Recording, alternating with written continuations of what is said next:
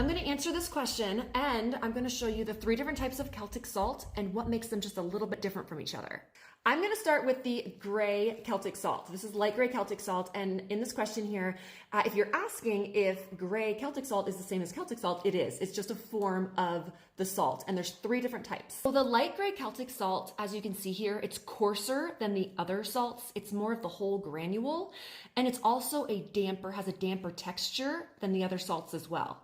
So it's the whole crystal and comes from the gray lining of the salt beds in the ocean, which actually makes the gray color.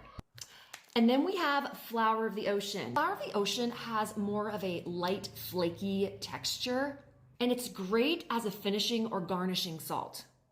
And then we have our fine ground. It has more of a light, powdery texture. It's great for seasoning and cooking because it can easily dissolve in your dishes. So there you go. There are the 3 different types of Celtic salt explained. Now I know another question I'm going to be asked.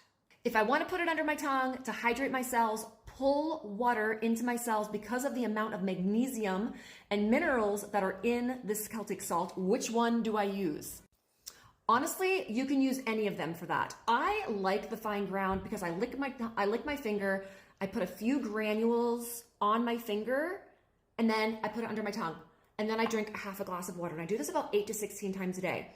Now, you can also use the coarse gray salt. Grab 1 granule and put that 1 granule on your tongue. You can do it that way. Let it dissolve for a few seconds. Half a glass of water. And you can do the same with the flower of the ocean. So if you're using it for those purposes, as far as hydrating your cells, I do this 8 to 16 times a day as I'm choking on my salt.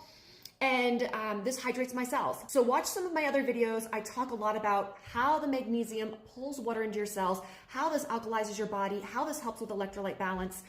Follow me for more. I'm happy to answer any questions.